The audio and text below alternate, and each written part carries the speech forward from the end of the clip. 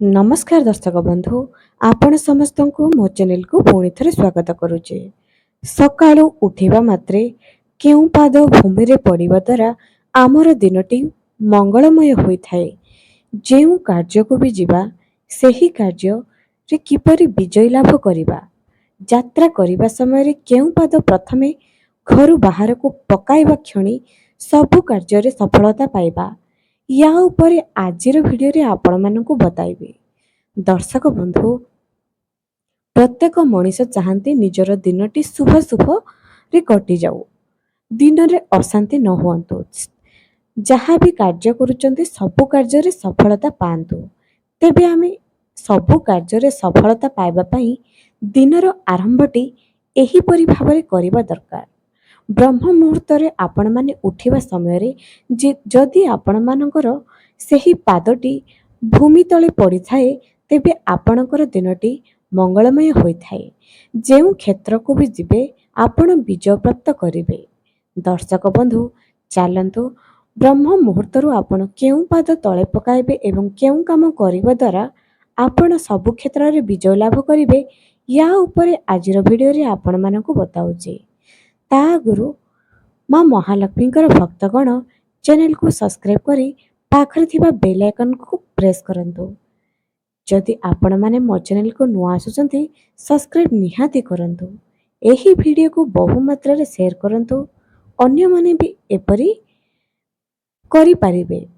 प्रथम कथा, जेउ व्यक्ति ब्रह्म मुहूर्त उठी थाए तार भाग्य रे परिवर्तन होई थाए। राताराती तार भाग्य रे बहुत बड़ परिवर्तन होई थाए, कारण ब्रह्म मुहूर्त जहाँकि भोर 3 रु भोर 5:30 भितर होई थाए। एही समय जହାର आखि आपे आपे खोली थाए, किछि दिन भितर तार भाग्य रे विराट बड़ परिवर्तन होई थाए बोली कुहा जाए। एबे दर्शक बंधु, आपण माने कुहंतु, आपण मानकर आखि कण ब्रह्म मुहूर्त रे आपे आपे खोली जाउचे कि? ब्रह्म मुहूर्त उठी प्रथमे केउ काम करिवे जा द्वारा कि आपणकर दिनटी मंगलमय हब? चलंतु प्रथमे एहा उपरे आजिर भिडियो रे सर्वप्रथमे जानि नबा। आपण माने जेतेबेले ब्रह्म मुहूर्त रे प्रथमे उठुचंती, निजर इष्टदेव को स्मरण करंतु। आपण थरे परीक्षा करंतु, जदि आपणकर दिनटी मंगलमय हेउ नाही, आपण कहिबे सकाळु उठिबा मात्रे हर हर महादेव 5 थर कुहंतु।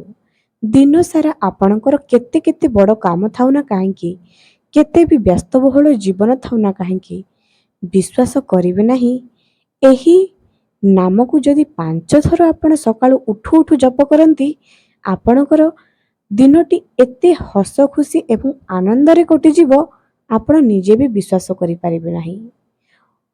थरुटी एही नाम को उठु उठु सकाळ समय रे निश्चय जप करंतु। केवल 5 थर हर हर महादेव 5 थर जप करंतु। देखिबे आपणकर दिनटी केते मंगलमय हेउछि। आपण निजे कहिबे, कोनोसी गृहिणी हुअन्तु, व्यवसाय करिबथुवा मनीष हुअन्तु, चाकरी करुथुवा मनीष हुअन्तु, किंबा कोनोसी शिक्षक शिक्षयित्री किंबा कोनोसी छात्र छात्री हुअन्तु, आपण एही वीडियो जेउ दिन देखुचंती ठीक ता परदिन एही नाम को सकाळु उठिबा मात्रे जप करंतु। तापरे आपण कोन करिवे, निजर दुई हाथ पापुली को देखि कराग्रे बसते लक्ष्मी, कर मध्ये सरस्वती, कर मूले तो गोविंद, प्रभाते कर दर्शनम, एही मंत्र को जप करंतु। अर्थात सकाळु उठु उठु आपण लक्ष्मी नारायणकर नाम भी नेले, लक्ष्मी नारायण को दर्शन भी कले। तेबे दर्शक बंधु, आपणकर दिनटी काहींकी अमंगल जीव?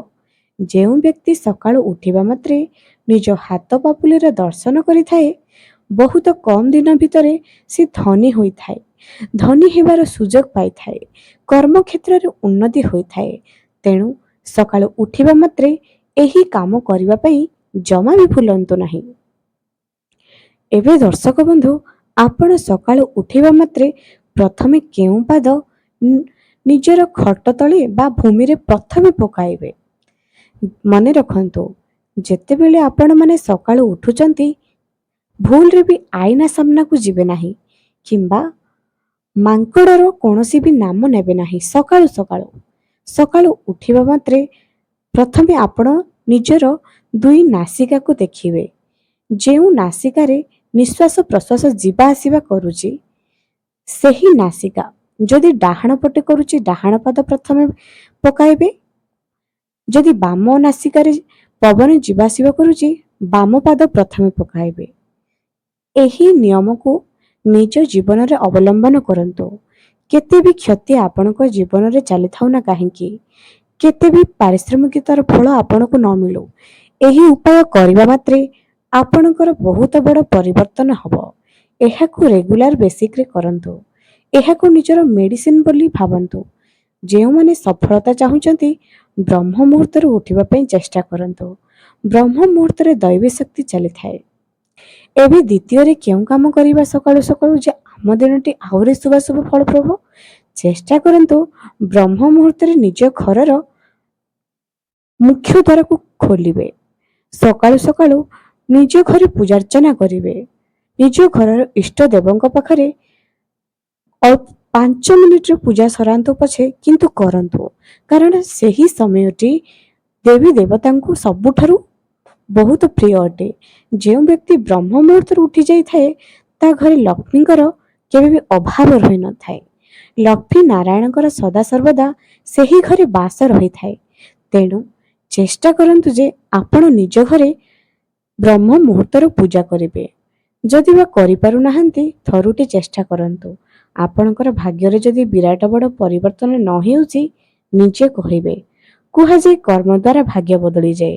ପ୍ରଥମ କର୍ମ ସକାଳୁ ଉଠୁ ଉଠୁ ଆମେ ବ୍ରହ୍ମ ମୁହୂର୍ତ୍ତରେ ଉଠିବା। ଦ୍ୱିତୀୟ ହେଉଛି ଯେ ଆପଣ ଘର ଠାକୁରଙ୍କର ପୂଜା କରିବେ। ଏହା ଆପଣଙ୍କର ସବୁଠୁ ବଡ଼ କର୍ମ।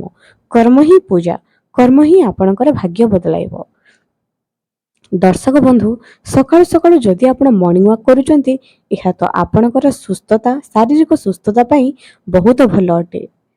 ଏବେ ଆମେ ଜାଣିବା ଯେ ଯାତ୍ରା ସମୟରେ କେଉଁ ପାଦ ବାହାରକୁ ପକାଇବା ଦ୍ୱାରା ଆପଣଙ୍କର ଉନ୍ନତି ହୋଇଥାଏ, ଅର୍ଥାତ୍ ସବୁ କାର୍ଯ୍ୟରେ ଆପଣ ବିଜୟୀ ପ୍ରାପ୍ତ କରିଥାନ୍ତି, ସଫଳତା ପାଇଥାନ୍ତି। ଏହା ସାମୁଦ୍ରିକ ଶାସ୍ତ୍ରରୁ ଲେଖା ଅଛି। ଆପଣମାନେ ଯେତେବେଳେ ବା ଯେଉଁ ସମୟରେ ବି ଯାତ୍ରା କରୁଛନ୍ତି, ଯଦି କୌଣସି ଏକ୍ଜାମ ଦେବା ପାଇଁ ଯାଉଛନ୍ତି, ଆପଣ କୌଣସି ବ୍ୟବସାୟରେ ଯାଉଛନ୍ତି, ନୂଆ କାର୍ଯ୍ୟ ପାଇଁ ଯାଉଛନ୍ତି, ଯେକୌଣସି ବି କାର୍ଯ୍ୟକୁ ଯାଆନ୍ତୁ, ମାର୍କେଟକୁ ପରିବା ଆଣିବା ପାଇଁ ବି ଯଦି ଯାଉଛନ୍ତି, ଥରୁଟିଏ ନିଜର ଦୁଇ ନାସିକାକୁ ଦେଖନ୍ତୁ। କେଉଁ ପଟେ ପବନ ଯିବା ଆସିବା କରୁଛି। ଯେପରିକି କହିଥିଲି, ଡାହାଣ ପଟେ ଯଦି ପବନ ଯିବା ଆସିବା କରୁଥିବ ଡାହାଣ ପାଦ ପକାଇବେ। ଯଦି ବାମ ନାସିକାରେ ପବନ ଯିବା ଆସିବା କରୁଥିବ ତେବେ ବାମ ପାଦ ପକାଇ ବାହାରକୁ ବାହାରିବେ। ଏହା ବହୁତ ଶୁଭ ଅଟେ। ଏବଂ ଦର୍ଶକ ବନ୍ଧୁ, ଯେଉଁ ବ୍ୟକ୍ତି ଏହି ନିୟମକୁ ଅକ୍ଷରେ ଅକ୍ଷରେ ପାଳନ କରିଛି ସେ କେବେ ହାର ମାନି ନାହିଁ, କେବେ ହାରି ନାହିଁ। ତେଣୁ ଏହି ଉପାୟ ଆପଣମାନେ ନିଶ୍ଚୟ କରନ୍ତୁ।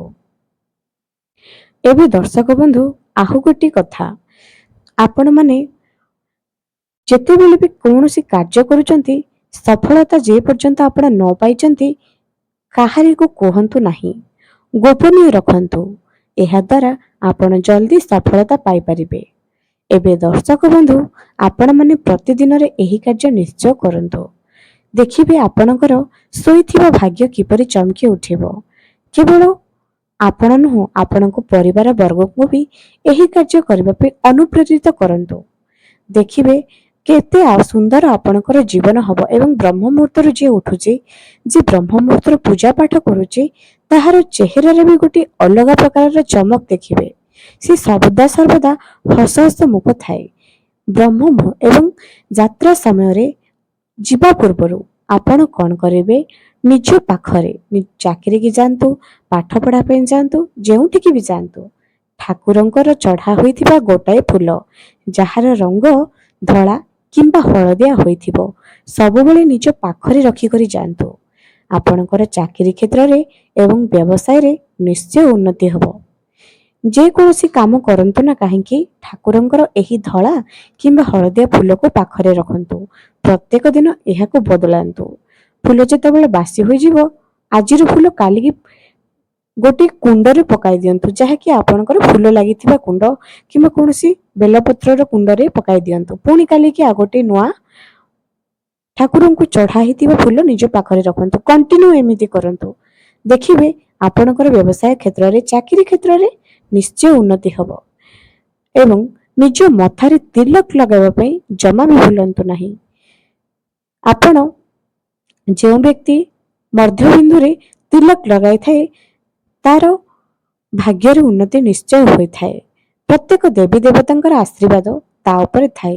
ଏବେ ଦର୍ଶକ ବନ୍ଧୁ, ଆଜିର ଭିଡ଼ିଓଟି ଏଇଠି ରଖୁଛି। ପୁଣି ଦେଖା ହେବ ଆଗାମୀ ଏକ ସୁନ୍ଦର ଭିଡ଼ିଓରେ।